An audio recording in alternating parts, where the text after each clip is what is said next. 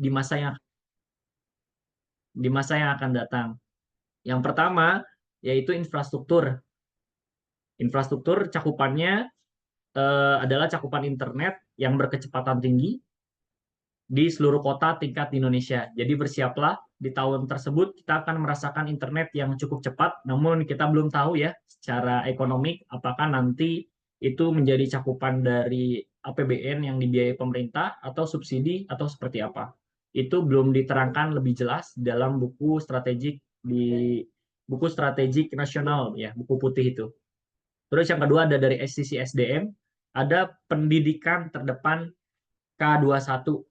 Nah, mungkin kita biasa sering dengar ya terkait digital platform untuk edukasi.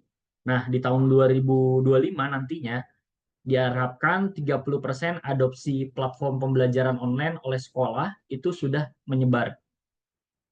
Lalu 50% materi online untuk semua mata pelajaran untuk K12 dikembangkan. Dan pada tahun 2027 nantinya diharapkan 60% adopsi platform pembelajaran online. Dan tentu pada tahun 2030 menjadi syarat 100% adopsi platform pembelajaran online dan sekolah. Jadi dapat kita bayangkan nih, baru dari pembahasan infrastruktur saja dan sumber daya, saya mungkin butuh waktu yang lebih panjang untuk menjelaskan semua pilar infrastruktur ini yang akan terbangun di tahun 2045. Nah, pada dasarnya semua dilandasi dengan proses digitalisasi. Baik, lalu apa saja sih yang melatar belakangi kita untuk mengikuti webinar pada hari ini? Ya, kami telah merangkumkan 5 sebab utama nih, kenapa Bapak dan Ibu dan rekan-rekan sekalian menjadi hadir di tempat ini. Tentu ada 5 latar belakang utama. Yang pertama, perkembangan zaman yang pesat, teknologi terus berkembang dengan cepat dan pelanggan semakin mengharapkan akses yang lebih cepat untuk mudah mengakses ke produk maupun layanan dan bisa mengadaptasi bisnis ke era digital dapat membantu tetap relevan dan tentu kompetitif. Yang kedua, kompetisi bisnis yang tinggi dalam lingkungan bisnis yang kompetitif, digitalisasi menjadi faktor kunci dalam membedakan bisnis dari pesaing. Layanan digital yang lebih baik dan pengalaman pelanggan yang lebih baik itu menjadi inovasi produk yang lebih cepat untuk memberikan keunggulan kompetitif yang signifikan. Dan ada poin ketiga, perubahan preferensi. Banyak mungkin yang kita biasa sebut, customer mintanya 24/7. Ya, itu menjadi latar belakang. Terus yang keempat ada tentu efisiensi operasional. Ya, dari produktivitas yang tadi sebelumnya kita juga sempat singgung. Yang kelima, tentu dengan adanya latar belakang keinginan untuk scale up bisnis atau upgrade bisnis. Baik, kita lanjut. Kita meningkat ke bab selanjutnya. Pada umumnya, mungkin para hadirin ketika melihat judul perkembangan digital akan mengira bahwa saya akan menyajikan terkait transformasi industri 1.0 sampai 4.0 mungkin. Namun, kali ini beda. Di pemaparan perkembangan digital dari sisi ini, kita akan menampilkan kondisi penetrasi penggunaan internet berdasarkan kelompok generasi. Mungkin tadi di opening kita udah membahas berbagai generasi ya, Pak Immanuel, mungkin tadi sudah banyak audien yang mendengar juga. Dan dari data ini kita udah mulai merasakan nih persiapan pergeseran malah. Pemangku keputusan yang biasa didominasi oleh para gen baby boomer akan segera bergeser ke milenial maupun ke Gen Z. Kenapa demikian? Kita lihat di slide berikutnya. Kita bisa lihat innovation cycle dari web pertama, gelombang pertama sampai gelombang kelima itu mengalami penurunan tempo yang awalnya 60 tahun turun ke 55 tahun, turun ke 50 tahun, turun menjadi 40, 30, 25, selanjutnya semakin cepat. Dan artinya Gen Z maupun past Gen Z atau Gen Alpha atau ya gen di bawah Gen Z ya, saya lupa Gen Alpha atau post Gen Z tadi kalau disebutnya. Itu akan mengalami proses kepemimpinan yang lebih panjang dalam perkembangan inovasi. Sehingga kita biasa disebut dengan bonus demografi. Baik, Kita lanjut di slide berikutnya. Berikut kita bisa lihat nih dampak dari perkembangan digitalisasi. Bayangkan, kita bisa highlight di sini total populasi jumlah penduduk di Indonesia. Di sebelah kiri ini di global ya, di dunia.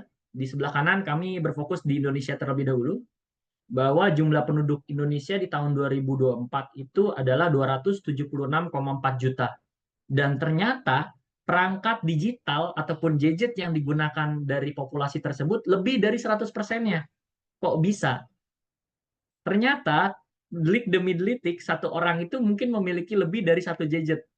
Bapak Ibu mungkin di sini ada yang megang 2-3 gadget, alasannya untuk perusahaan, untuk hobi, atau mungkin untuk nyari simpanan. Ah, bercanda, bercanda Bapak Ibu sekalian. Baik, ah penggunaan internet itu sudah menyentuh angka 77% dari total populasinya. Ya mungkin 23%-nya masih menggunakan hanya untuk SMS dan telepon, itu pasti ada. Lalu ada pengguna media sosial aktif pasti di angka 60%. Dan ini terus berkembang dari tahun sebelumnya, itu perkembangannya eh, agak kurang signifikan ya. Kalau dengan di tahun 2023 masih 0% perubahannya, unchanged kalau melihat dari tahun sebelumnya. Namun kalau dilihat dari data tahun 2022 itu peningkatannya kurang lebih di 6% gitu. Sehingga kalau saya buat kesimpulan pribadi itu per 2 tahun peningkatan penggunaan media sosial itu di angka 8 sampai 10% ya per 2 tahun. Baik, kita lanjut ke dampak dari perkembangan digital. Kita bisa lihat kalau Bapak Ibu masih menggunakan skema bisnis konvensional, buka toko, tutup toko jam 5, ternyata kita bisa lihat dari kebiasaan masyarakat terkini, itu penggunaan rata-rata sehari itu menggunakan internet hampir jam kerja ya, hampir 8 jam, 7 jam, 38 menit. Terus kita bisa ternotis lagi di kenapa penyebabnya. Ternyata 47,9% menggunakan internet itu untuk mencari inspirasi tentang apa yang dilakukan terhadap produk atau lain sebagainya untuk improve gitu. Terus dari sosial media populer kita bisa melihat di sini ada 4 media yang paling populer di Indonesia: WhatsApp, Instagram, Facebook, dan juga TikTok. Namun perbedaan presentasinya nggak cukup drastis ya, sangat tipis di 5 sampai 5 sampai 8% kayak gitu. Nah, sehingga kita bisa melihat nih dari perkembangan digitalisasi, ternyata dari sisi masyarakatnya sudah ke arah digital semua rata-rata gitu. Karena bisa disebut semua, tadi saya bilang sudah lebih dari 70% ya populasi menggunakan masa digital ini, memanfaatkan. Oke, kita masuk ke tantangan dan peluang. Dari apa yang sudah kami sampaikan sebelumnya, ini kami ringkaskan poin tantangan yang pasti semua atau salah satunya dihadapi oleh para perusahaan atau para pengusaha terkini. Pertama, biaya awal yang tinggi. Implementasi sistem digital itu sering kali terhambat terhadap investasinya signifikan. Dan untuk penghitungan ROI, return of investment, maupun dari break even point-nya nggak keukur nih. Wah, terlalu jauh sehingga takutnya malah tertinggal gerbong. Yang kedua, tantangannya itu adalah resistansi terhadap perubahan dari sisi pengusahanya, dari sisi investornya, atau bahkan dari sisi karyawannya sendiri, itu masih resist terhadap perubahan. Karena tadi belum 100% loh di Indonesia terbuka terhadap transformasi digital. Ya, sudah pasti ini tugas bagi kita yang ingin terbuka terhadap digital. Yuk kita sharing, kita bersabar untuk melakukan penetrasi ke rekan-rekan kita di sekeliling kita yang masih masih blokade ya terhadap transformasi digital. Terus yang ketiga itu memiliki keterbatasan sumber daya. Bisnis kecil nih paling sering ya UMKM menghadapi keterbatasan sumber daya manusia dan keuangan untuk implementasi solusi digital. Terus yang selanjutnya keamanan data. Wah, udah pastilah tadi dari awal kita langsung membahas cyber security. Itu menjadi tantangan yang pada dasarnya di dunia ini sudah melakukan standarisasi untuk cyber security. Selanjutnya pasti memikirkan gimana nih cara maintenance-nya, terus juga cara update-nya. Itu terkadang banyak pengusaha ataupun perusahaan hanya menggunakan one case project.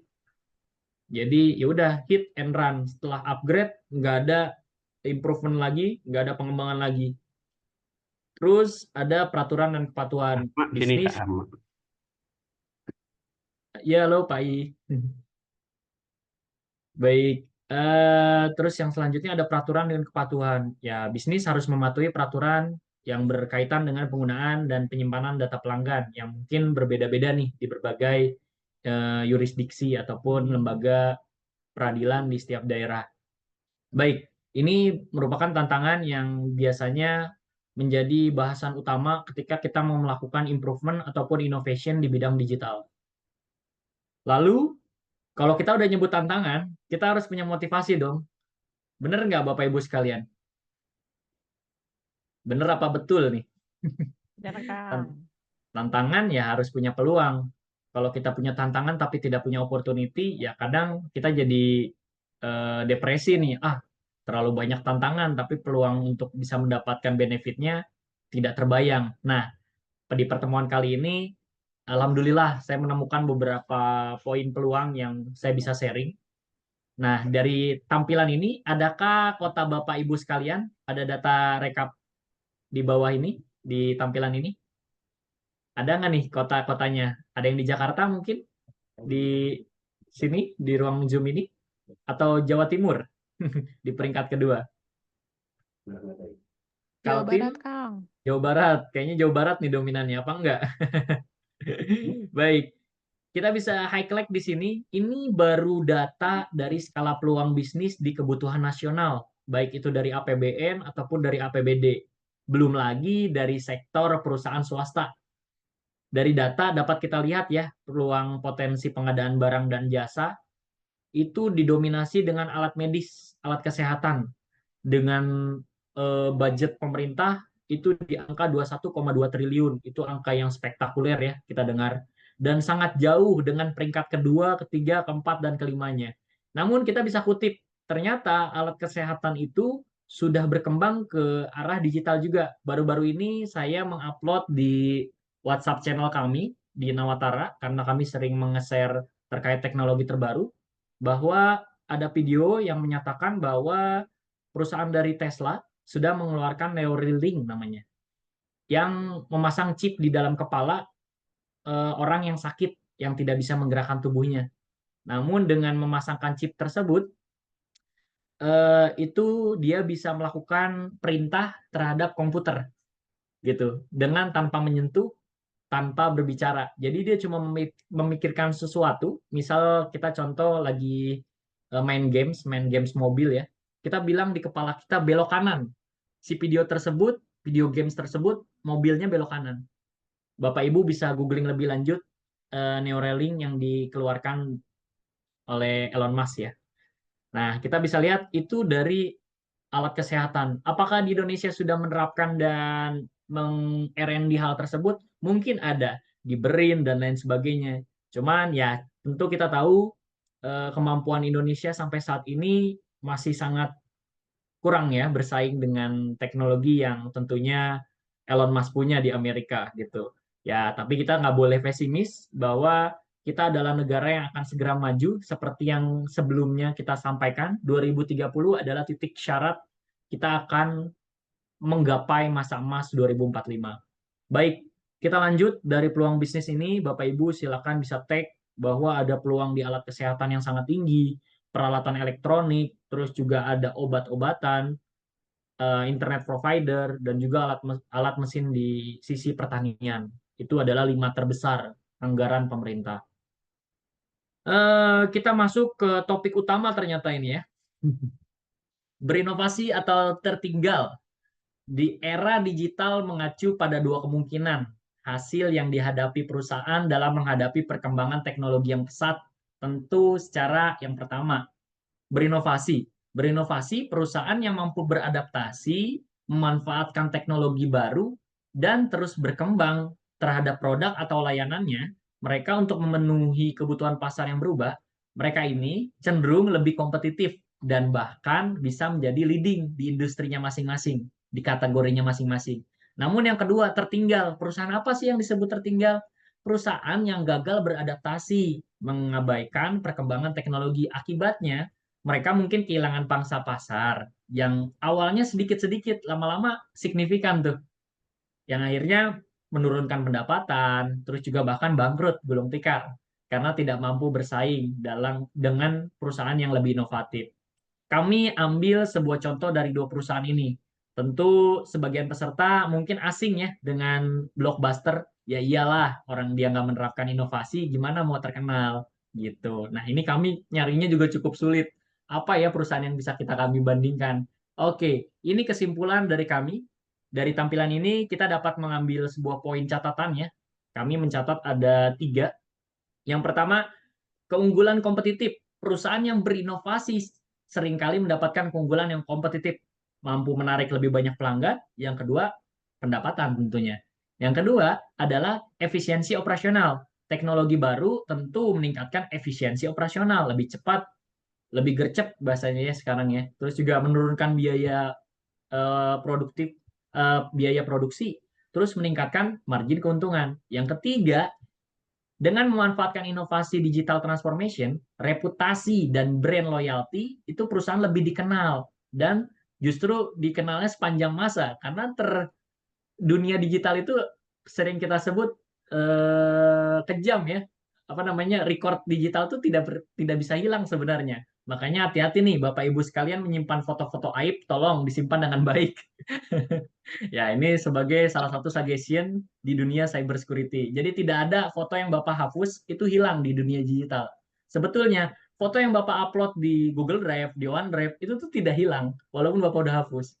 Ya, makanya pernah saya dibahas di forum grup diskusi kami di grup bahwa Elon Musk akan mengeluarkan handphone Tesla ya. Handphone Tesla, dia mengatakan promosinya, kami tidak akan menyimpan data Bapak Ibu sekalian, katanya gitu. Data Bapak Ibu sekalian terjamin privasinya. Ah, menurut saya mah bullshit. Karena di dunia digital itu semua terekam walaupun Bapak itu hapus gitu. Oke, itu agak melenceng sedikit ya obrolannya.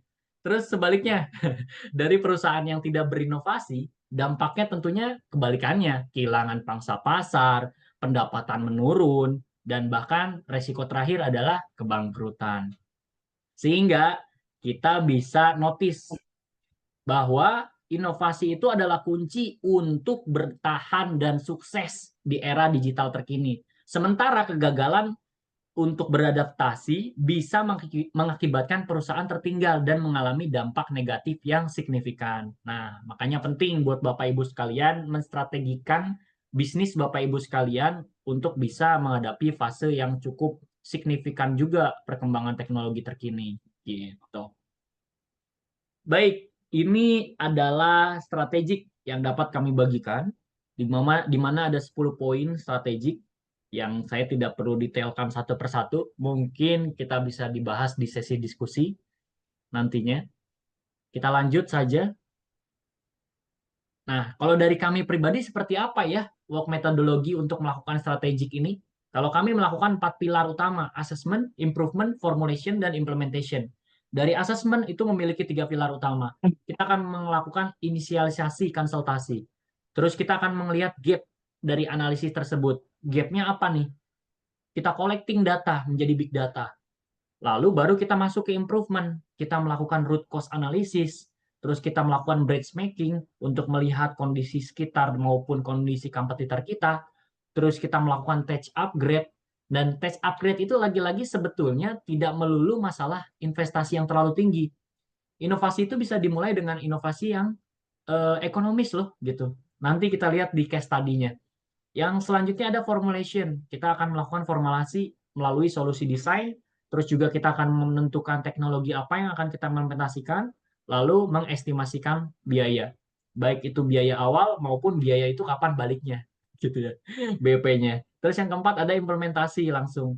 Untuk melakukan project planning dulu, development dulu, lalu baru ke after use-nya gitu ya, after preparation-nya atau after development-nya.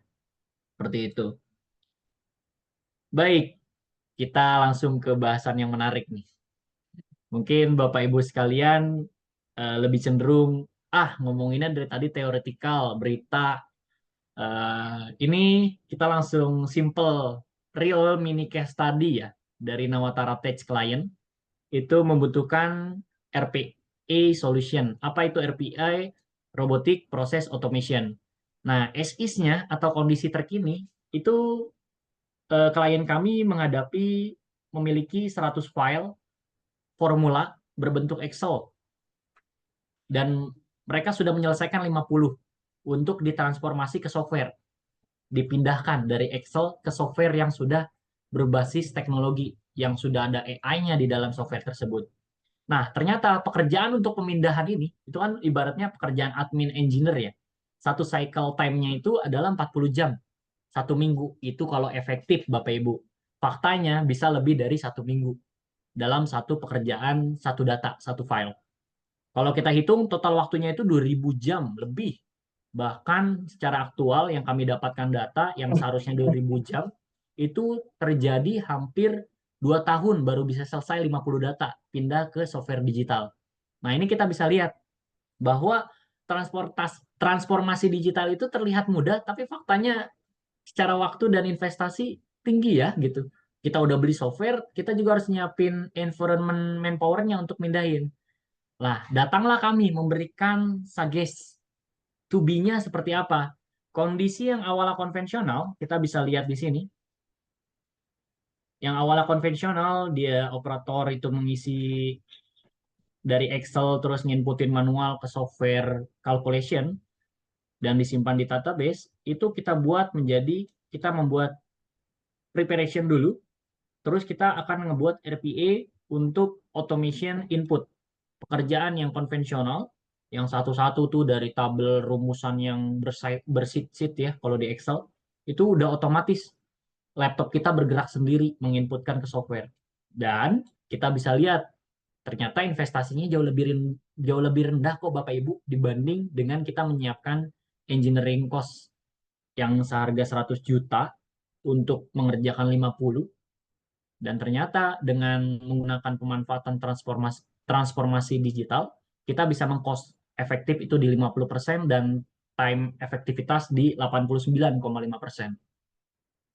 Ini adalah bukti nyata bahwa transformasi digital itu nggak melulu lebih mahal daripada gaya konvensional. Faktanya ternyata lebih murah dan lebih efektif secara cost down. Ya, seperti apa yang slide-slide sebelumnya kami sampaikan.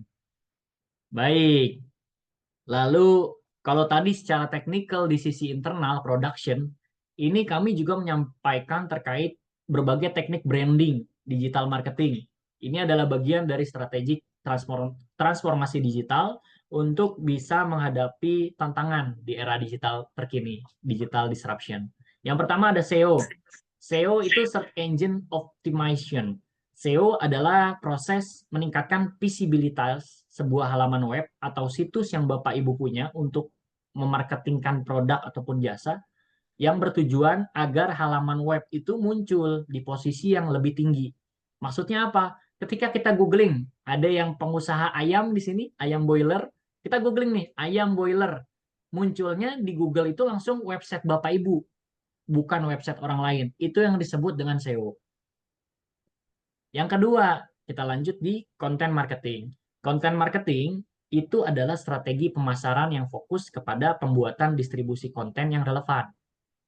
Ya, kalau content marketing sekarang tuh udah banyak toolsnya Bapak Ibu.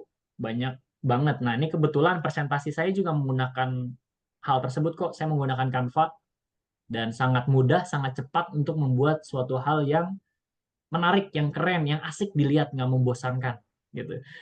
Itu disebut content marketing. Ya, tujuannya untuk membangun kesadaran merek atau branding ya, kita sering nyebutnya.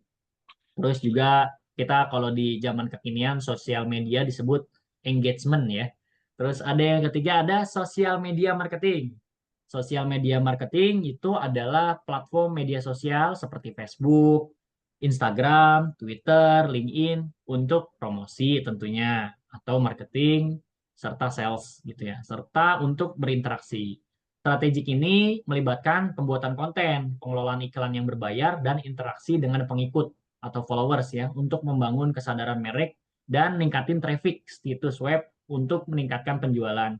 Nah, seringkali kita sering dengar yang namanya kalimat endorse. Nah, rekan-rekan sekalian, apakah pernah atau melakukan endorse atau di-endorse? Belum. Kalau pribadi saya, kebetulan saya pernah di-endorse sama perusahaan robot karena saya waktu itu aktif konten creator di TikTok, di YouTube. Mungkin Bapak Ibu bisa cek sendiri.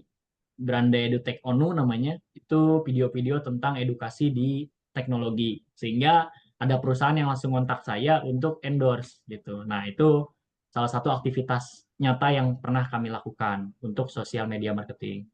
Terus yang keempat itu adalah pay per click atau AdSense iklan. Bapak Ibu mungkin sebelumnya biasanya dashboard-dashboard gede tuh di jalan tol, Bapak Ibu sewa gitu kan, ratusan juta, bahkan ada yang juga miliaran kalau areanya di Jakarta ya, di Jakarta Pusat, di area-area Senayan, Kemayoran, wah itu harganya udah bombastis.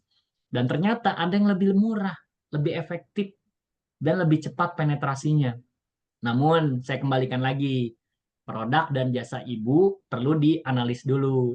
Apakah cocoknya di dashboard billboard, atau cocoknya di Tokopedia, atau cocoknya di Shopee, di TikTok, dan lain sebagainya. Nah, sebelum Bapak Ibu memutuskan untuk melakukan teknik marketing ini, alangkah baiknya Bapak Ibu analisis produk dan jasa Bapak Ibu lebih dahulu. Apakah cocok menerapkan AdSense di media sosial, atau masih prosesnya di media-media cetak seperti koran, lebih efektif gitu. Ya, tergantung produk dan jasanya. Baik, itu terkait teknik branding dan digital marketing. Selanjutnya, kita masuk ke topik bahasan penguatan ya, kalau saya nyebutnya. Topik penguatan. Kenapa sih butuh transformasi gitu? Dalam era digital ini tentu ya lagi-lagi menjadi isu yang sangat krusial bagi para pengusaha, para pemilik owner. Itu persaingan global yang tinggi.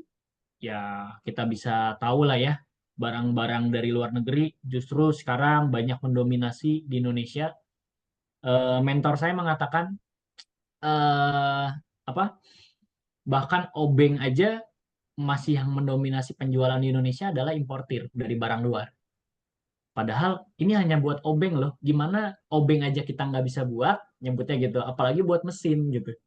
Kita kan mau buat mesin pakai obeng tuh, atau pakai kunci gitu. Nah itu di Indonesia masih banyak menggunakan produk kunci obeng dari luar. Alasannya karena harga. Yang kedua alasannya karena kualitas. Nah lagi-lagi ini ternyata didasari dengan ketergantungan kita yang nggak bisa bersaing dengan potensi produk luar. Itu masuk ke persaingan global.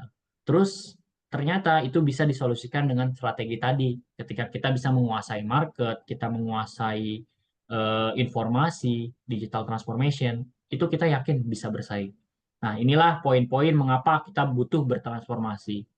Baik, selanjutnya ini kalau saya ngutip dari buku yang tadi lagi, kembali ke buku putih, bahwa kenapa kita butuh transformasi. Di buku tersebut menyampaikan 5 poin. Turbulensi geopolitik, meningkatnya multipolaritas dan pergeseran dalam tatanan geopolitik. Eh, Terus yang kedua ada ketidakpastian dalam sistem keuangan.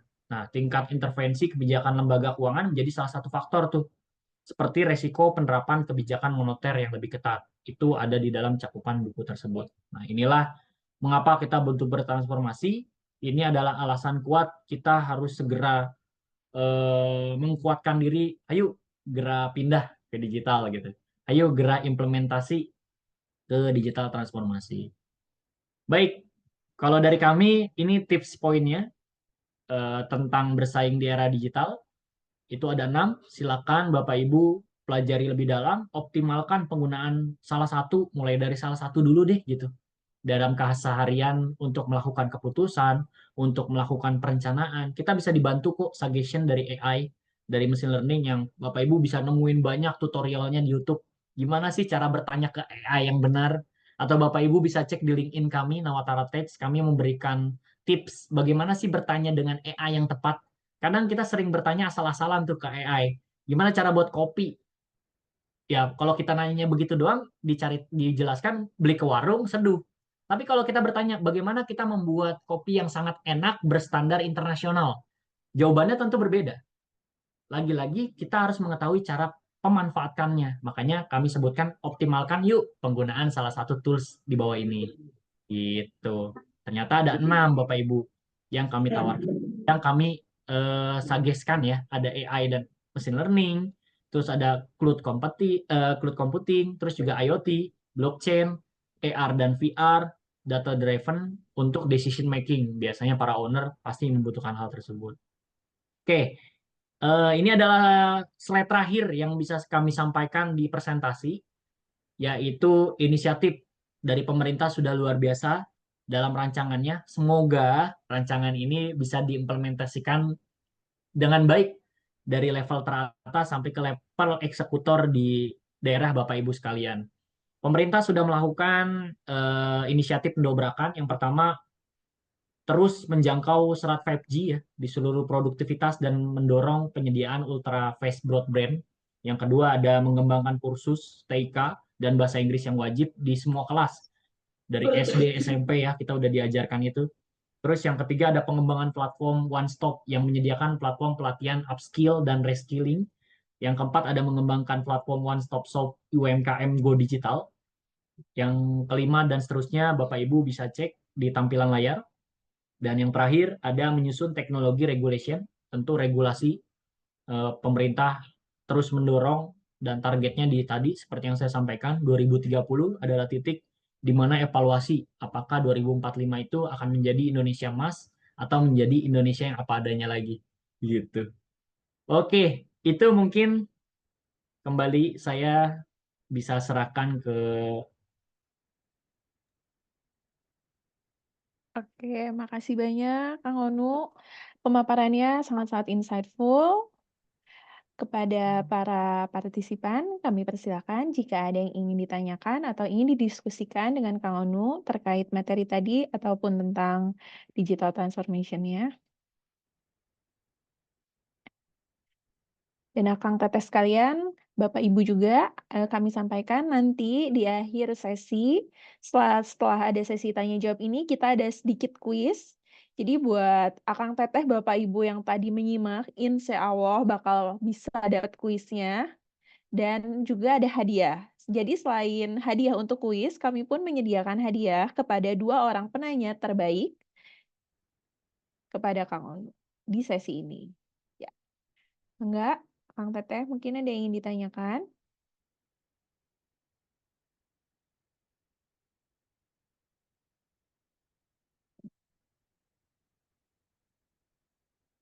Hmm. Baik, sambil menunggu mungkin saya ada satu pertanyaan nih Kang kepada Kang Onu.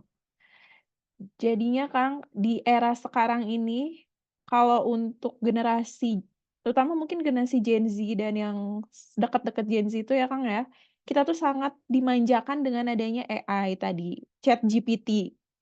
Segala macam kalau bingung-bingung ya udahlah langsung aja ke ChatGPT gitu. Jadi lama-lama ini apakah kita selaku manusia akan bisa tergantikan jika tidak bisa beradaptasi dengan kemajuan teknologi? Atau mungkin bagaimana gitu Kang tipsnya supaya kita tetap bisa memanfaatkan si teknologi tadi dengan baik dan bukannya kita yang nantinya akan digantikan dengan teknologi yang ada? Oke. baik. Ini pertanyaan yang sangat menarik ya.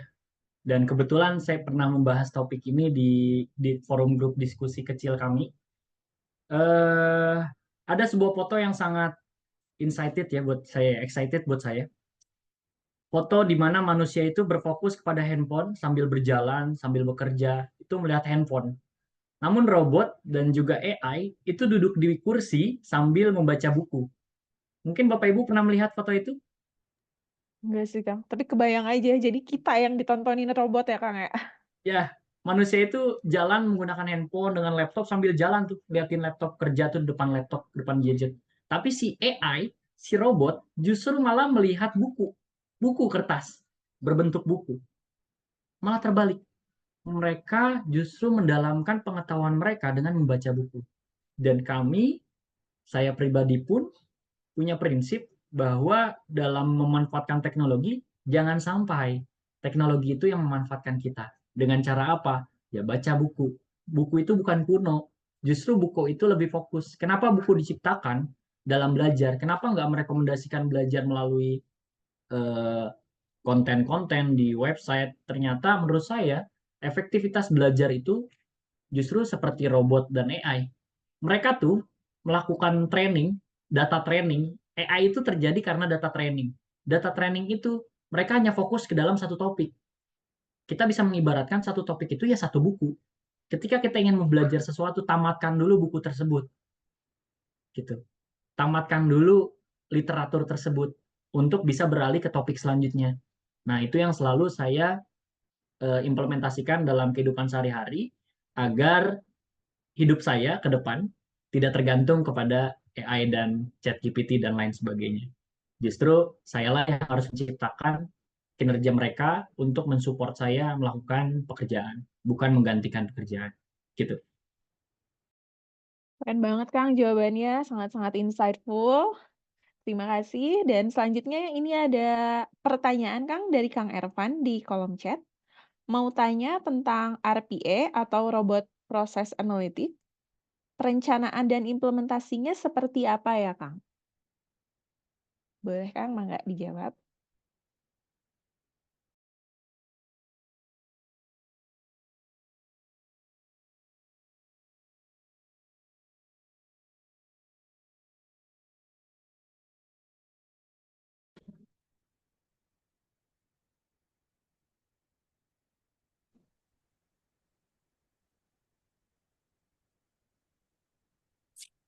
Eh, belum di mute Kang, punten. Oh, halo. Halo, halo. Oke Kang, oke, Ya, aman. Sip. display saya soalnya mati tadi barusan Oh, oke layarnya. oke. Jadi, Aman share aman. screen-nya apakah sudah aktif kembali? Belum Kang. Bentar ya. Ya, siap. Dan juga ada komentar ini dari Kang Ramon, terima kasih presentasinya katanya. Setuju sekali transformasi ke digital memasuki masa wajib. Rasanya sudah tidak akan kuat berkompetisi tanpa proses kerja digital. Ya, baiklah. Ya, layarnya baru. Pertanyaannya udah mulai banyak nih, Kang. Oke. Nanti juga ada juga nanti yang mau raise hand, mungkin mau menyampaikan secara langsung. Nanti kita ganti-gantian aja ya, Bapak Ibu semua. Kita tanya yang di kolom chat, lalu yang bertanya langsung juga akan kita fasilitasi. Baik, share screen-nya sudah nyala? Belum sih, Kang, kalau di saya belum terlihat. Hmm. Oke, udah, Kang. Aman, Kang. Sip. Oke, sebentar. Kalau kolom chatnya jadi hilang ketika lagi share screen. Boleh dibacakan ulang ya tadi pertanyaannya biar langsung saya jawab. Dari Kang Ervan bertanya, mau tanya tentang RPA atau Robot Process Analytic, perencanaan dan implementasinya seperti apa? Baik, tadi mungkin bertanya ke case study ini ya, karena kami menampilkan ini RPA solution yang banyak sekali diimplementasikan bukan hanya di sisi tadi proses data Excel menjadi data software, dipindahin ke software yang analitik. Eh, kita bisa ambil studi kasus dari project-project di pemerintahan ya. Pemerintahan itu awalnya kan kertas ya, banyak banget kertas menumpuk gitu ya. Dan gimana sih melakukan perencanaannya sehingga terjadi implementasi? Biasanya kita melakukan analitik seperti menggunakan work metodologi yang kami gunakan. Kang siapa tadi bertanya? Kang Ervan. Ervan, ya. Kang Ervan bertanya gimana perencanaannya? Ini yang kami selalu lakukan untuk melakukan proses improvement atau innovation di bidang digital. Termasuk untuk RPA itu sendiri. RPA ini sepertinya agak salah nangkap nih, bukan analitik tapi automation. RPA itu robotic process automation. Nah, untuk merencanakan dengan cara seperti ini, yang pertama asesmen dulu, inisialisasi, konsultasi gitu ya. Jadi kita mengecek kondisi terkini itu dia seperti apa, baik itu dari siapanya yang melakukan, berapa lama, terus juga SOP-nya seperti apa, itu kita analisis kondisi awal itu terus lalu kita melakukan gap analisis. Gap analisis itu dibandingkan dengan kondisi yang sudah ada ataupun melalui daya bayang kami sebagai pengetahuan teknologi consulting. Itu kita bisa melakukan cek, oh ada gap di segini loh, oh ternyata ini harusnya bisa diimplementasikan percepatan dengan adanya RPA. RPA ini ada banyak cara ya. Kalau secara teknikal itu banyak coding yang bisa menerapkan RPA gitu. Itu secara perencanaan kita melakukan asesmen, lalu melakukan root cause analysis dulu. Kemampuan customer itu seperti apa, kemampuan ownernya seperti apa secara finansial, kemampuan untuk nantinya bisa menjalankannya seperti apa. Kadang mereka, nah ini kan kita mau ganti nih, awalnya ngisi operator, mindahin, ngetik manual, terus menjadi sistem otomatis. Terus operatornya ngapain lagi nih setelah itu gitu? Apakah kita bisa memanfaatkan atau malah jadi tersingkirkan? Nah, ternyata dengan adanya RPA itu bisa ada dua potensi itu, digantikan atau justru bisa termanfaatkan lebih dibanding mengerjakan administratif. Nah, itu masuk ke dalam proses implementasi. Akan ada impact negatif dan impact positif tergantung dari kondisi masing-masing permasalahan. Mungkin itu ya jawaban untuk perencanaan dan implementasi. Pertanyaan dari Kang Irfan. Ya, baik Pak. Makasih. Siap. Ya, cukup jelas. Terima kasih Kang Irfan untuk pertanyaannya dan juga Kang Onu. Selanjutnya kita akan ke pertanyaan kedua, ada dari Kang Warisal.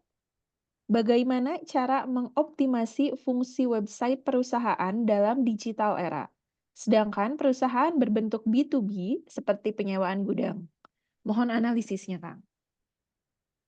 Penyewaan gudang. Baik, boleh tahu dulu penyewaan gudangnya itu adalah gudang-gudang seperti support produknya Tokopedia, produknya Shopee, atau gudang-gudang apa nih? Ada juga kan gudang kontainer, contohnya itu juga ada. Ya, Karena ada. gudang kontainer, Oke, baik. Kak.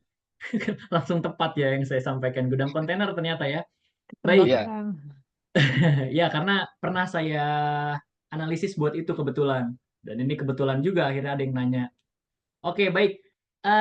Gimana sih untuk memaksimalkan potensi fungsi website di bidang B2B penyewaan gudang ya? Ini kan jasa rental ya bahasanya, rental gitu ya, rental Ya. lahan untuk gudang kontainer. Nah, kita lagi-lagi fokusnya kepada topik SEO atau Search Engine Optimization. Pertama, dari Kang Warisal, segera lihat apakah website yang sekarang udah dipunya sudah memanfaatkan Google Analytics dengan baik. Toolsnya itu ada, Google Analytics itu ada di websitenya. Kalau Akang menggunakan WordPress ataupun website lain, itu ada fitur yang namanya Google Analytics.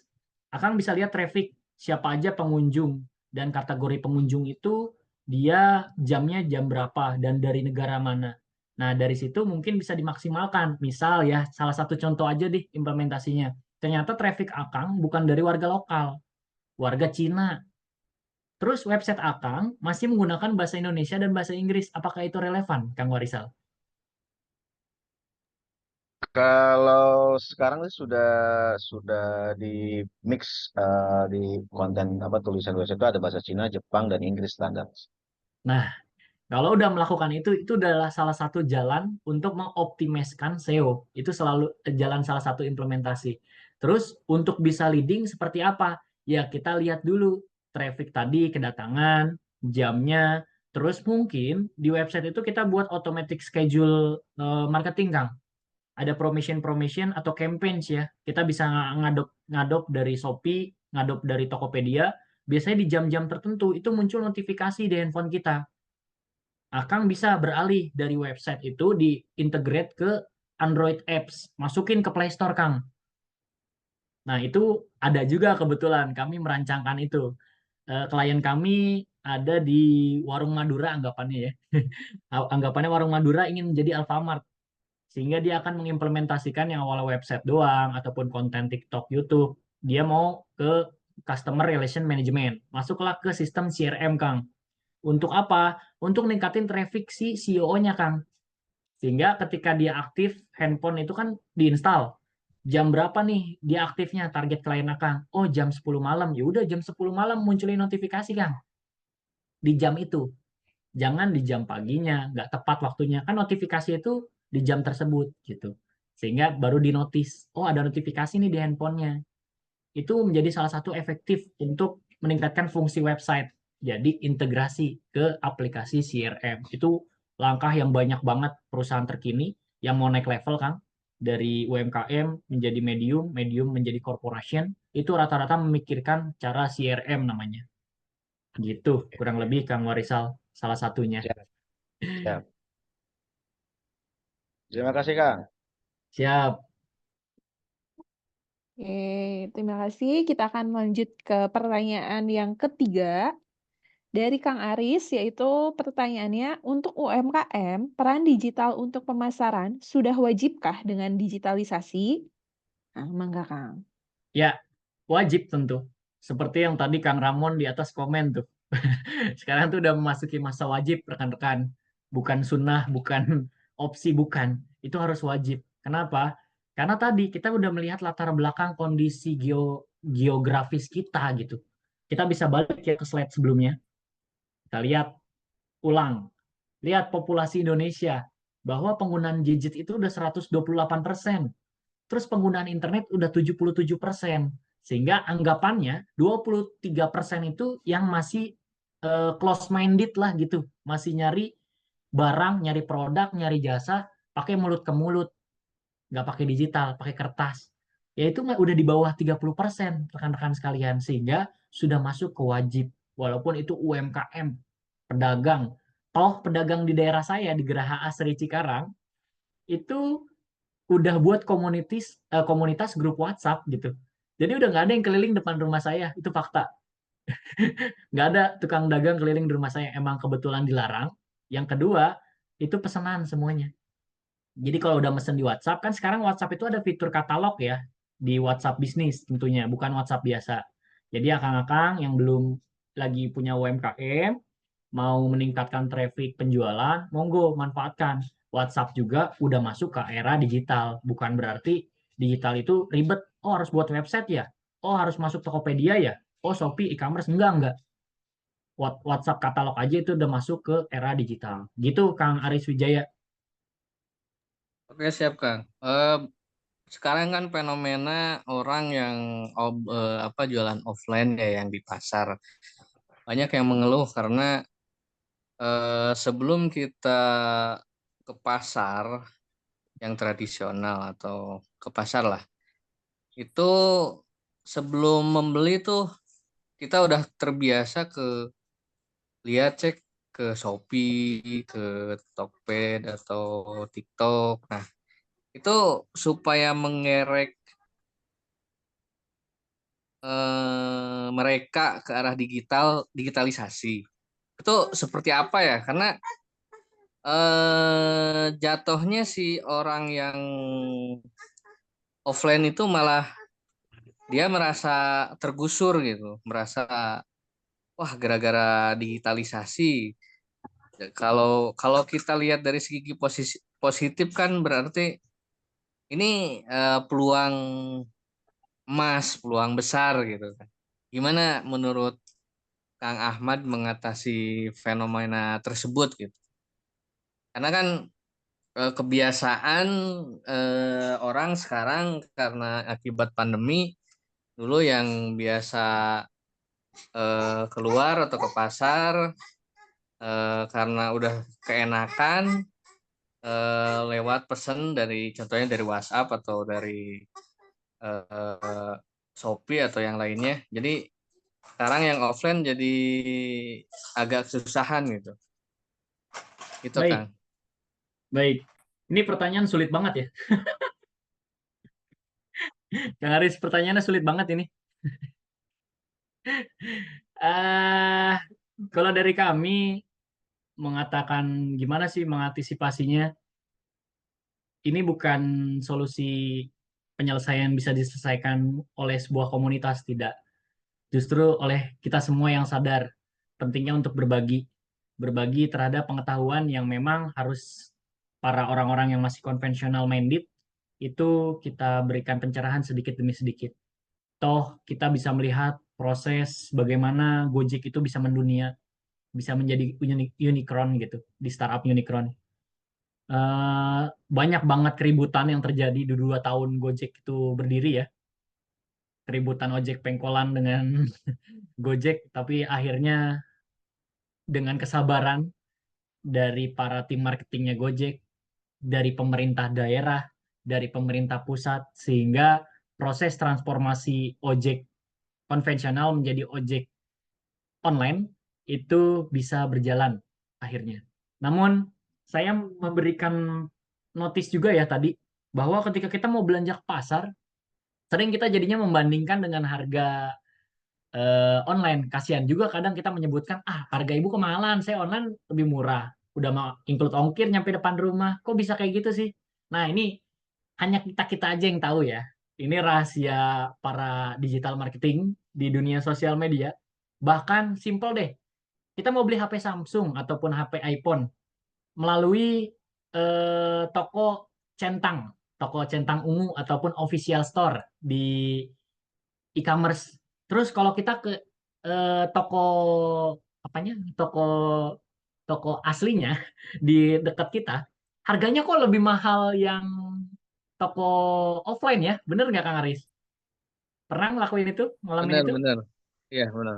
Nah, Ngalamin, ini ngalamin. rahasia kita-kita aja. Kenapa bisa lebih murah yang online? Kita-kita aja ya.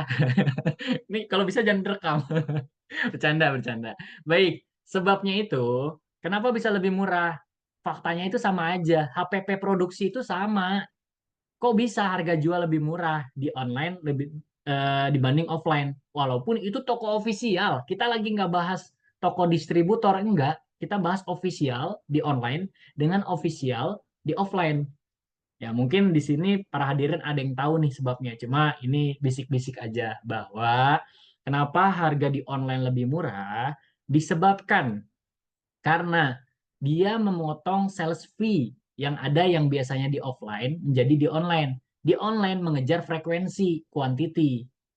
Sedangkan di offline itu mengejar quality.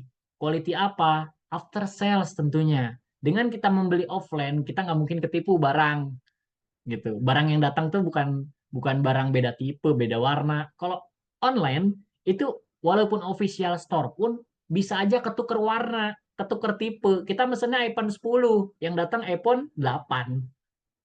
Ya, itu udah pasti bisa terjadi gitu. Nah, itulah kelemahan dari online. Namun kelebihannya tadi harganya jauh lebih murah. Kenapa lebih murah? Sales fee-nya dipotong. Itu penyebabnya Kang Aris. Oke, siap, siap, siap, siap, Kang. Aduh, daging ini, daging nih. Mantap ya Kang ya, ilmu dan jawabannya ya Kang ya. Mantap. Oke, pertanyaannya Kang Aris kayaknya relate dari pertanyaannya Kang Yoga. Mohon izin mau tanya Kang, apa dampak ke depannya apabila usaha UMKM yang dirintis oleh gen baby boomer ini tidak mau open-minded dengan dunia teknologi yang sekarang? Apakah dengan cara mempertahankan customer yang sudah berlangganan selama 1 sampai 3 tahun, bisa bertahan di 5 atau sampai 10 tahun yang akan mendatang? Itu pun kalau mau digitalisasi juga membutuhkan biaya yang tidak sedikit, Kang, katanya. Gitu. Jadi harus gimana nih, Kang? Apakah bisa nih mempertahankan customer yang udah 1 sampai 3 tahun bertahan ini, buat next 5 sampai 10-nya ini bisa jadi modal yang cukup, karena untuk digitalisasi itu butuh biaya katanya, Kang.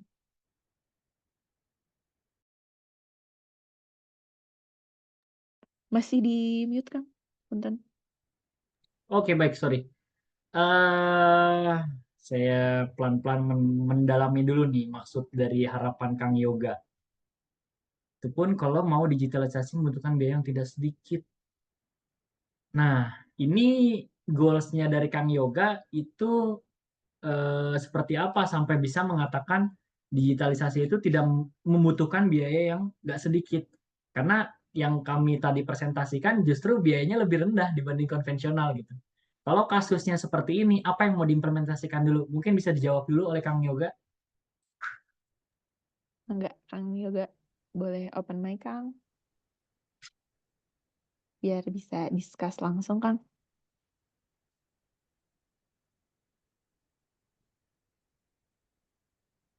Oke, Oke. bergerak di percetakan buku. Oke. Nah, ini kenapa saya perlu Oh, bertanya? karena agar jawabannya tidak meleset dari yang diharapkan gitu. Udah. Karena masih terlalu general dan topiknya di sini kan produk yang dijual adalah percetakan buku.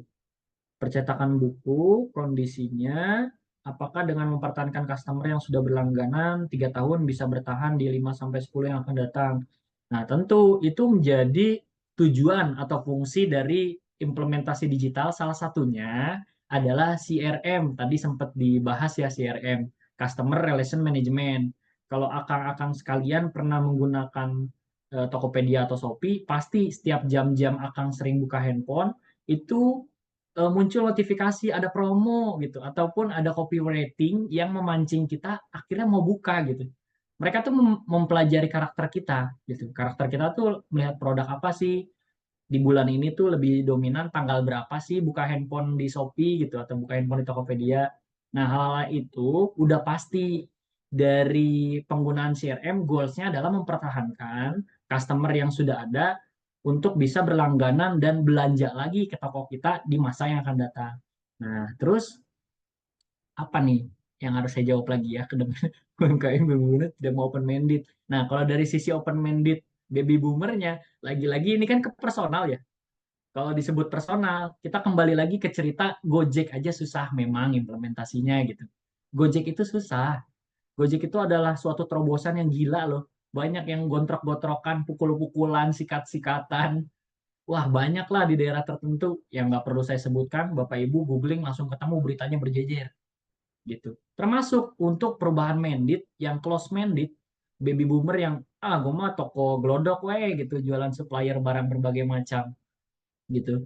Tapi faktanya glodok pun sekarang udah ada di Tokopedia, glodok pun ada di Shopee gitu. Nah, itu juga proses yang panjang. Kenapa? Untungnya ada pandemi.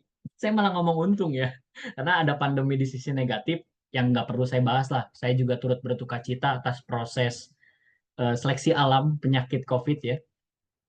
Terus dari sisi positifnya, jadi meningkatkan awareness ke para baby boomer. Ternyata kita butuh digital gitu. Kita dagang nggak bisa di toko offline gitu. Ya kayak gitulah kurang lebih yang bisa saya jawab Kang Yoga. Kurang lebihnya mohon maaf. Oke. Oke, Kang, sudah cukup terjawab katanya. Terima kasih. Terima kasih juga kepada Kang Yoga untuk pertanyaannya. Selanjutnya kita ada pertanyaan dari Teh Ika. Produk saya udah 4 tahun masuk marketplace dan sekarang persaingan marketplace makin luar biasa juga. Strateginya gimana ya, Kang, biar algoritma tetap bagus tanpa terus mengandalkan iklan maksud saya. Terima kasih. Oke, baik.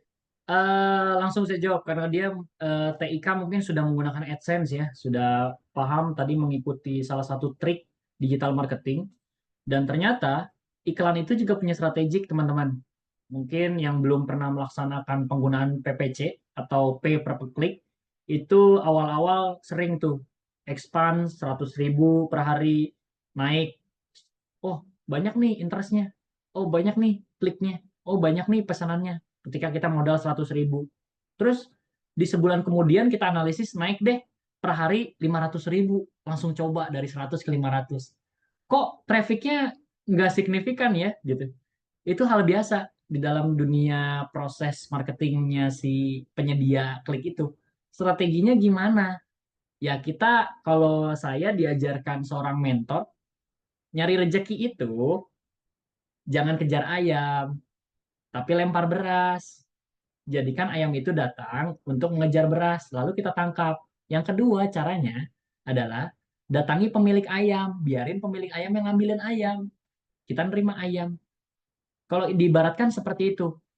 Ternyata ketika kita terlalu berambisius memanfaatkan iklan, akhirnya kita ketergantungan, layaknya narkotika. Kayak gitu. Nah, gimana strateginya? Sabar. Jangan terpaku kepada PPC, tapi tingkatkan nilai kontenmu, value kontennya, sosial media kontennya, SEO-nya. Kan itu nggak bayar. Itu mengefektifkan cara nulisnya, penyajian gambar, background, itu nggak bayar. Tapi PPC bayar, kita membayar Google, kita membayar YouTube. Nah, mereka mah maunya dibayar. Makanya ketika kita tercandu-candu, kita tercandu-candu, ya, bahasanya Dilan itu ya, kalau nggak salah. Dilan apa? Dilan TikTok. Tercandu-candu terhadap iklan, itu akhirnya kita dimanfaatkanlah sama mereka gitu. Itu mungkin ya, TIK yang bisa menjawab, intinya jangan kecanduan. Karena digital marketing itu ada 4 poin utama. Ini yang saya tampilkan. Tampilkan ya? Atau nggak tampil nih? Teh Tampil, Kang, Sofia. tampil, tampil. Ya, Aman, Kang. tuh.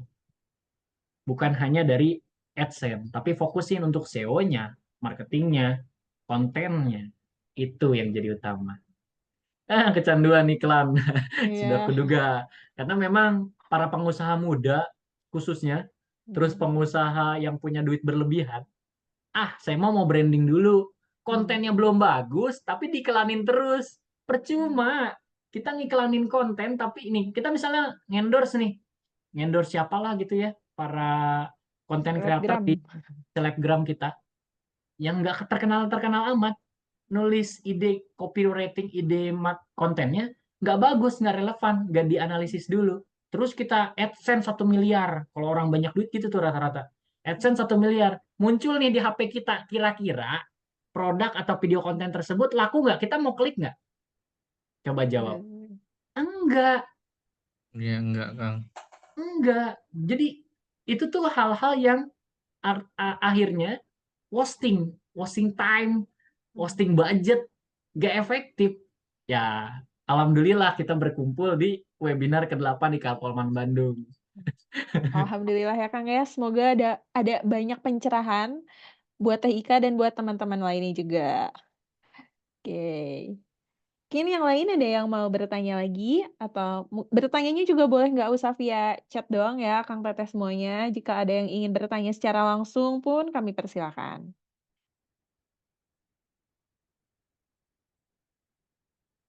Hmm.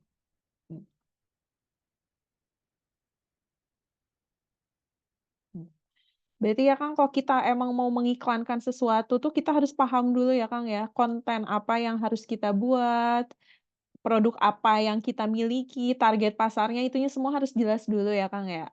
Ya, betul banget. Pokoknya jangan sampai ibaratnya, tadi saya pernah nyinggung teknologi mengendalikan kita. Itu pertanyaan Nah, pertama ya. tuh Iya, betul. dari Teh Sofia. Teknologi itu mengendalikan kita. Kita tuh tercandu sama iklan, tercandu sama, banyak ya awal-awal dipancing karena memang kayak judul, kayak judi online. Awal-awal menang gitu. Tapi alhamdulillah saya nggak pernah dan nggak mau, nggak tertarik gitu. Karena tadi saya juga punya keahlian teman-teman di investment gitu. Saya belajar terkait Oh. investasi ya.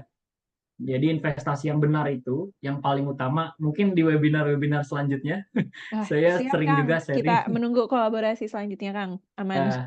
terkait investment. Saya belajar untuk IDX ya, Indonesian Stock. IDX. Jadi Ya. saham-saham TBK, juga US Stock. Saya juga mempelajari saham-saham seperti Meta, Intel.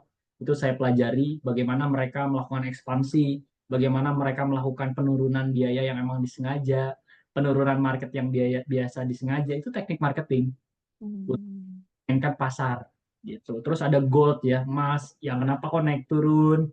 Padahal kan harusnya stabil. Akhir-akhir ini kalau ada pengamat gold di sini, itu Ada, Kang, ada. goyang-goyang gitu tuh. Biasanya Iya. kan ya naiknya tuh, oke, returnnya jelas gitu. Kok sekarang ada permainan nih. Nah, itu saya belajar juga geopolitiknya, kayak gitu. Oke. Berarti dari digital bisa jadi kemana-mana ya, Kang, ya. Bisa jadi paham kemana-mana ya, Kang.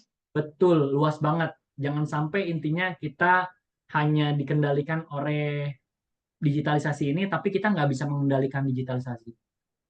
Oh iya, kata kuncinya adalah investasi yang paling besar dan paling utama adalah investasi leher ke atas. Gimana tuh, Kang, maksudnya leher ke atas, Kang? Ya, investasi pengetahuan maksudnya. Ningkatin skill diri, bukan melakukan, gue punya uang 1 miliar, gue investasilah ke bikin konten, terus pasang iklan. Ternyata amsyong, zong. Ya, kayak gitu poinnya. Jadi kita pahami dulu lebih dalam bagaimana cara menganalisis market kita yang tepat. Karena di sini mungkin berbagai jenis market yang hadir di pertemuan hari ini, baik dari manufaktur, kesehatan, fashion mungkin di sini ya, dan masih banyak yang lainnya gitu. Nah, kebetulan saya juga kan tadi produknya, kalau usaha saya di Kit Prima itu di produk ya, di masker VR. Nah, saya mengikuti zaman nih, ada virtual reality, karena kami belum mampu buat menciptakan VR, ya saya buat maskernya dulu deh, gitu. Ya itu salah satunya. Saya buat liquid fogger, itu produksi kami sendiri di usaha kecil saya di teras, saya produksinya gitu dengan rekan-rekan warga lokal yang kami manfaatkan sebagai karyawan kami. Kayak gitu.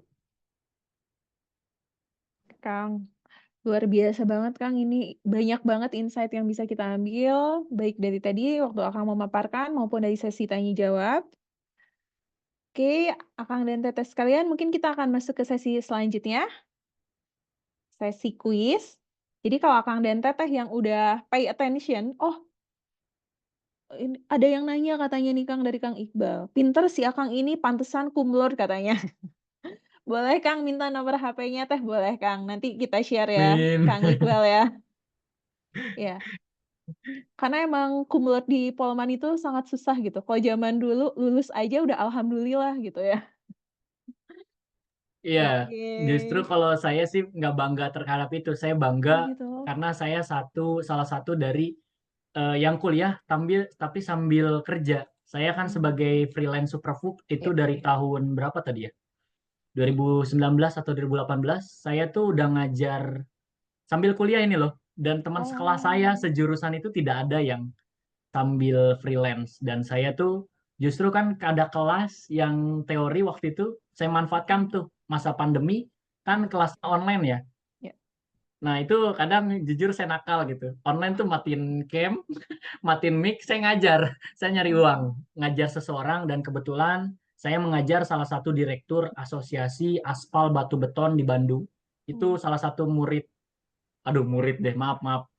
Bimbingan saya diminta jadi guru private-nya untuk mengenalin teknologi supaya beliau nggak gaptek sebelum pensiun. Jadi tadi ada relate juga tuh dengan pertanyaan gimana Iya. baby boomer buka usaha. Ternyata saya Iya. sering berhubungan dengan baby boomer gitu Oke. untuk memberikan pencerahan Iya. gitu. Oke. Itu Ini yang kayaknya saya senang banget. alhamdulillah ya Kang ya, semakin banyak yang ilmu yang bisa disebarkan ya Kang ya. Oke, selanjutnya kita akan lanjut tadi ke sesi yang ketiga, yaitu sesi kuis.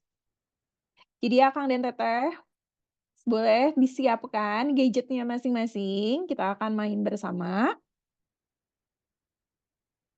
Boleh di-open Saya di... stop sharing ya Teh. Oh ya, boleh Kang, siap-siap. Kamu mau Teh Sophie mau share Kuis screen ya? dulu. Ya, Oke. kita sama-sama.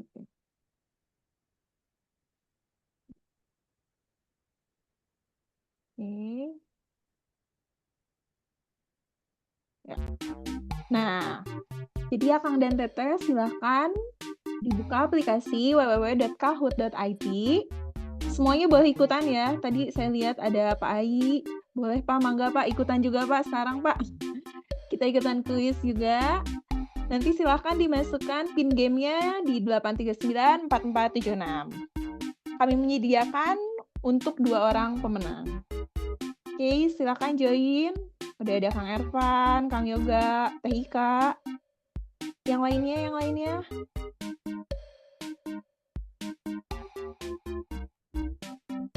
Kalau yang pay attention pasti bisa lah jawab pertanyaannya nih.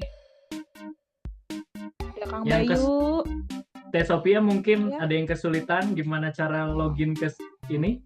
Oh ya, boleh diklik Kang di www.kahoot.it. Tadi kami juga sudah menuliskan di kolom chat. Silahkan langsung diklik aja.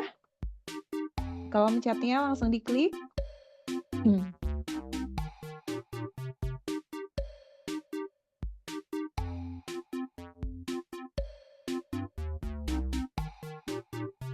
Tapi buat Kang Onu nggak boleh ikutan ya Kang ya. Nanti langsung menang soalnya.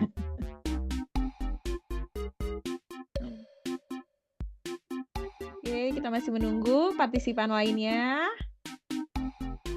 Ayo Pak Widodo.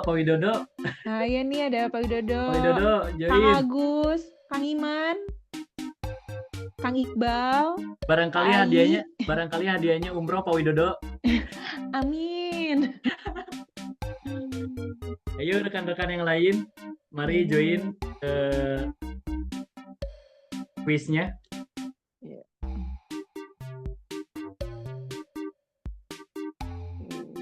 Kita udah ada berapa partisipan nih? 1, 2, 3, 4, 5, 6, 7. Ya. Ini siapa nih biar rame? Ya.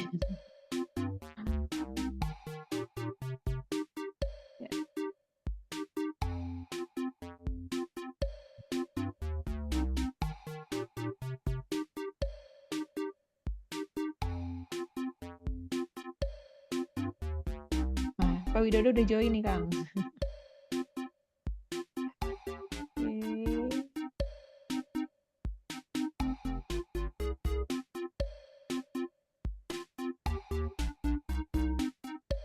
Kita tunggu 5 menit lagi kali ya, karena mungkin boleh, ada Kang. yang Ya, masih agak sulit on loginnya. progress.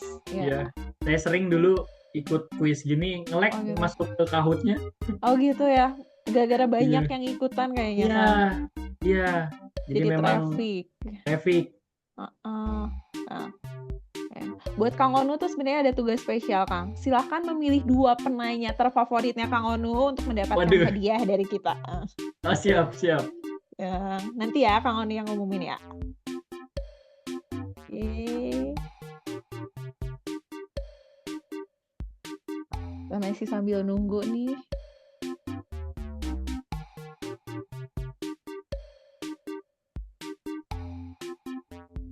Udah semakin banyak nih.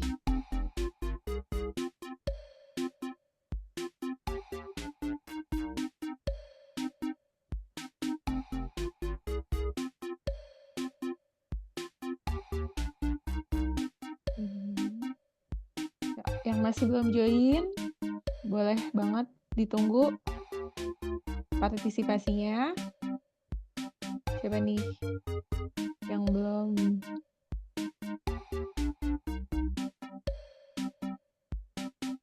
Mungkin ada Kang. Siapa nih yang masih belum join? Kang Ferry. Oh, lagi di pinggir, kagok katanya. Mengundang akangnya ke kantor aja katanya.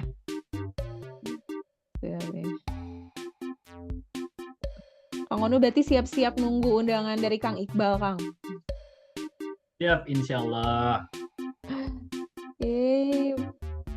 Buat Kang Hasbi, silahkan join, Kang. Teh Naysila. Teh Piki, join. Oh. Ini BEM mana nih ya? BEM Polman kan? Kayak mungkin ya, Kang ya. Iya. Gak ada ininya namanya tuh ya. Ini siapa nih, Kang Nizar apa Teh Nizar ya? Silahkan join juga. Mari join. Kang Riki. Itu Kang Nijar tuh. Oh, Kang Nizar katanya harus ikutan, Kang. Pak Nijar. Oh, ini BEM angkatan 96 katanya, Kang. BEM siap, Kang. Mangga ikutan, Kang, untuk kuisnya. Kita seru-seruan bareng.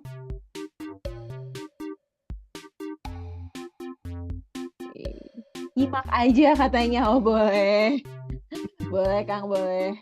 Mungkin nanti yang selanjutnya kita ikutan lagi ya, Kang ya. Oke. Ya. Kayak kita mulai aja ya kuisnya ya, karena udah lumayan banyak nih yang join. Kasihan dah pada nunggu juga. Oke, boleh Teh dibantu untuk dimulai kuisnya. Oke, siap ya.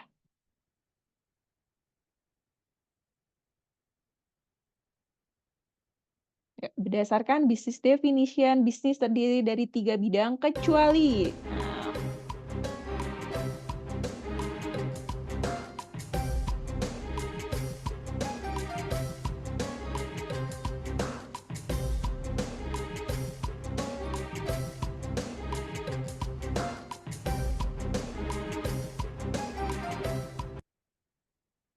Oke. 9 orang yang menjawab benar. Satu orang hanya salah pencet itu. Oh iya ya. Satu orang hanya salah pencet itu. Kepencet itu. Ya, oh, Teh Naysila yang ke satu.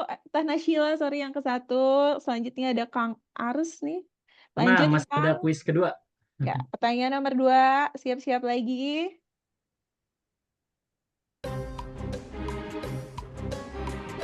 Ini pertanyaannya kalau yang nyimak doang kayaknya Teh. Iya, emang kita Kecil sengaja, tulisannya. Kang. Ini yang nyimak yang menang nih. Sebagai bentuk penghargaan kita. Ini ranking di tahun 2024 ya, Ada yang 2024. tahun ini. Terkini berarti ya, Kang ya. Masih anget. Oke, yang benar menjawab ada 4 orang. Siapa ya? Oke, Teh Naysila masih jadi juara ke-1. Kang Ervan yang kedua sekarang. Kita lanjut pertanyaan ketiga.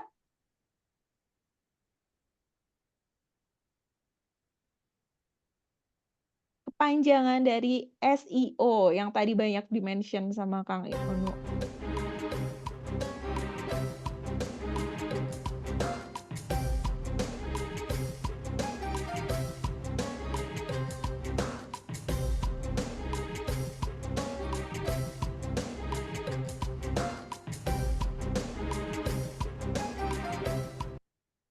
Oke, ada 4 orang yang menjawab benar. Yang wah, Kang Ervan nyusul ya jadi nomor 1. Tepuk tangan buat Kang Ervan. Teh Naysila semangat Teh, masih ada pertanyaan selanjutnya. Kita move ke next question. Pertanyaan keempat. Nah, Wah, Polman. kalau sampai ada yang salah kebangetan nih. Yang di Ciwaruga ini kalau nggak salah. Ya, Politeknik Ciwaruga gitu ya kan. Kanayakan ya teman-teman, kanayakan. Oh, banyak bagian yang ini jawabnya langsung gercep semua nih. Oke. Wah, ada 1 orang yang salah, mungkin salah mencet kali ya. Iya, itu kesenggol tuh Teh Iya, itu jempolnya. keceletot itu. Ya, oke. Oh, yang ranking 1 masih ada Kang Ervan dan disusul oleh Kang Yoga. Oke, pertanyaan terakhir. Ya, benar Kang ya. webinar sibuk gitu bisa. Produk digital yang tadi di-mention ada tuh. Yang sering dipakai juga. Contoh yang berhasil berinovasi.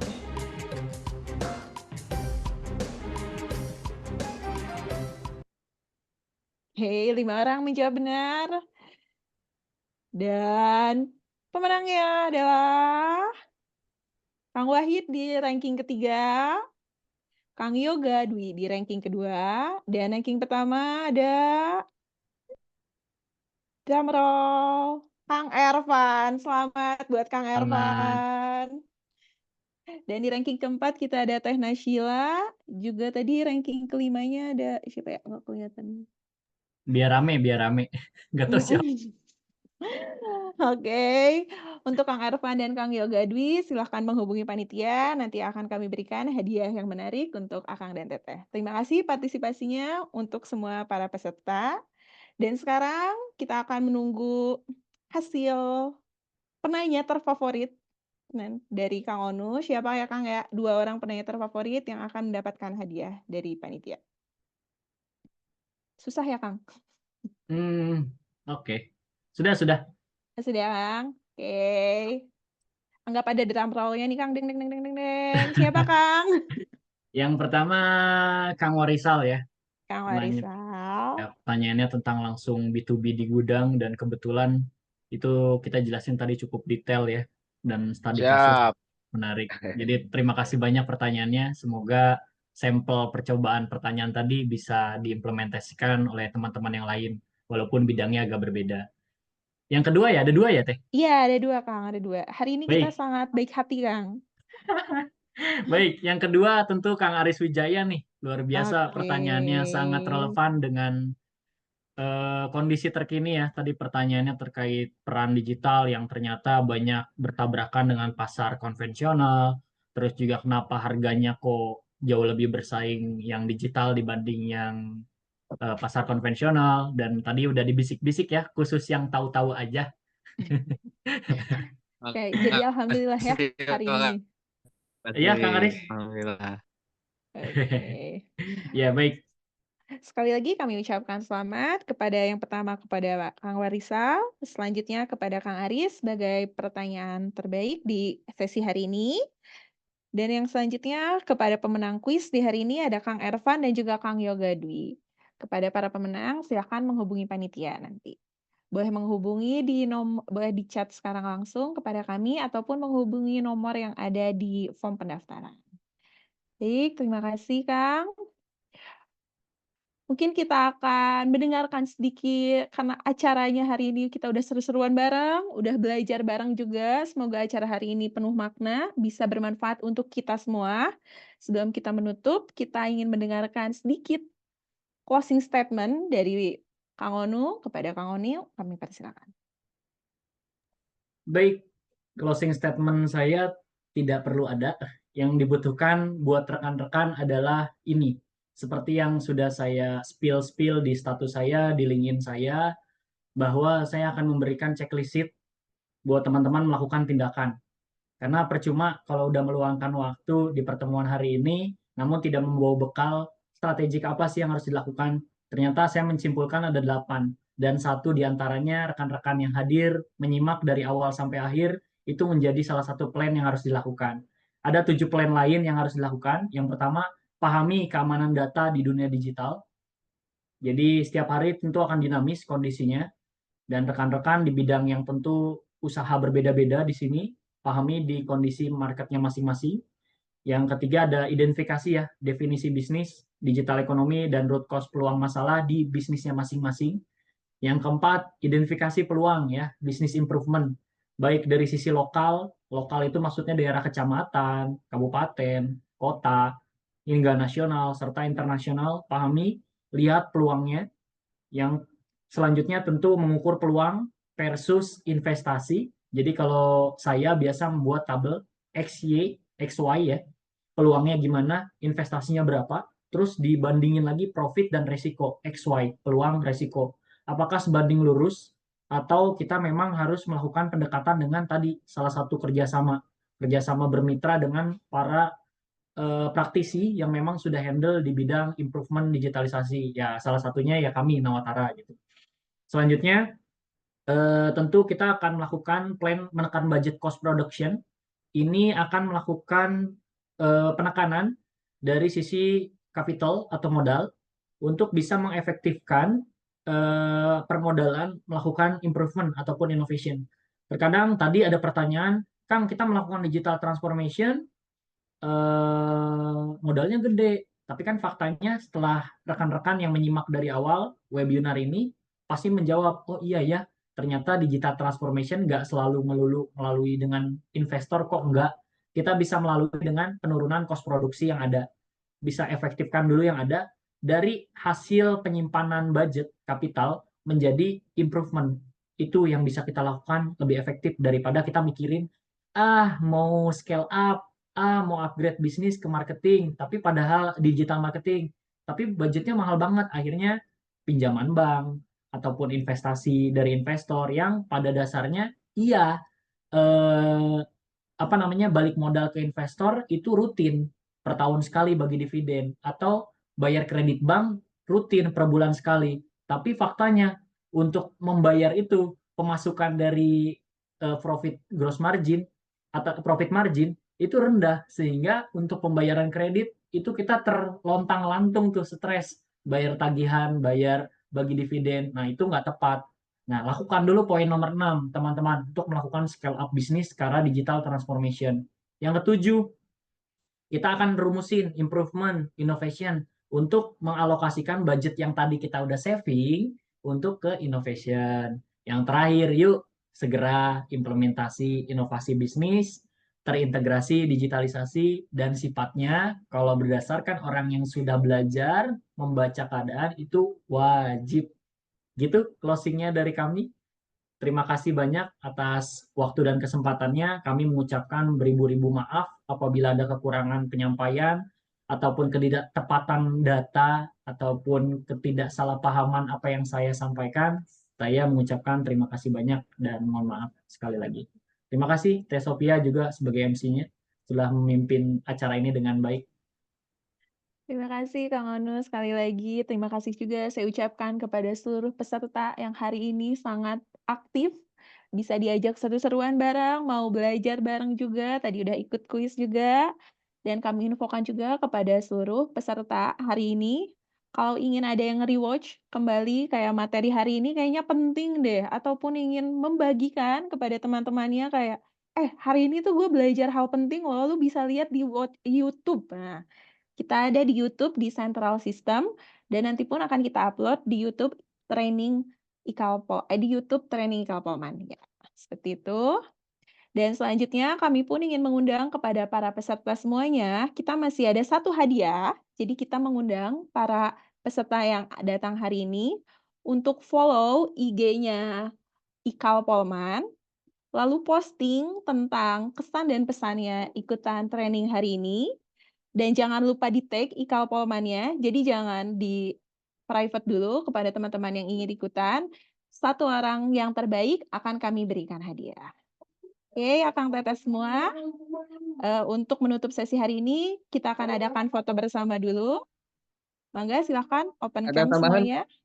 Sebentar. Oh ya, boleh, silakan Kang. Oh iya.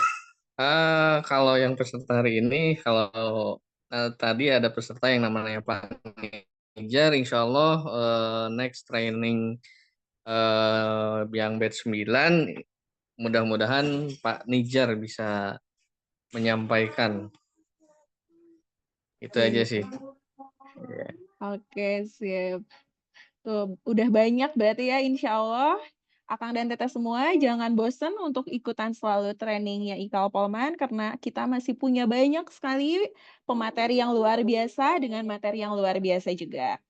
Oke, Akang dan Teteh, saya izin untuk kita foto bersama terlebih dahulu. Silahkan open mic dulu semuanya biar kelihatan wajah ganteng dan cantiknya.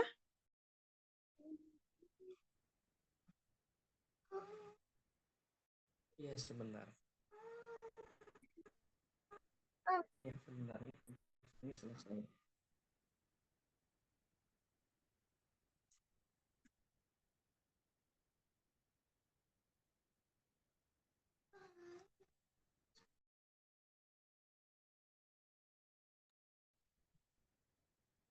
Yang lain masih ada yang mau open cam, kita tunggu. Ada Kang Devi, Kang Yoga, Teh Vicky, Kang Arif, Kang Salman, Teh Ika, Kang Nizar, Pak Widodo, Teh Naysila, Kang Hasbi mungkin. Oke, baik. Karena sudah zuhur, mari kita mulai sesi foto kita hari ini. Kita hitung bersama-sama ya. 1, 2, 3. Satu kali lagi gaya, boleh? 1, 2, 3. Oke. Terima kasih sekali lagi kami ucapkan. Saya Sofia, mewakili seluruh kru yang bertugas hari ini. Mohon maaf untuk semua kesalahan. Dan sampai jumpa di training selanjutnya. Assalamualaikum warahmatullahi wabarakatuh. Waalaikumsalam warahmatullahi Waalaikumsalam wabarakatuh. Wassalamualaikum wabarakatuh. Terima kasih, Kang Ahmad. Ya, terima Nanti kasih sekali Kang Aris. saya japri ya untuk Ya, next training selanjutnya. Ya, Ditunggu ya. Kang, training tentang investingnya Kang. Kayaknya oke Kang buat anak muda. Ramai sekali memang Semangat. itu kalau bahas investment. Iya, Lagi happening juga soalnya. ya. Nextnya nanti Pak Nijar, insya Allah kita Oke, collect siap. informasinya. Ya, Terima kasih Teh ditunggu. Sofi dan tim. Ya, Oh, iya. nanti untuk sertifikat atau materi bisa langsung japri ke admin ya, admin Ikalpolman. Terima kasih, saya izin live. Ya, makasih semuanya. Kami izin untuk end chat ya. Yuk, Assalamualaikum warahmatullahi wabarakatuh. salam.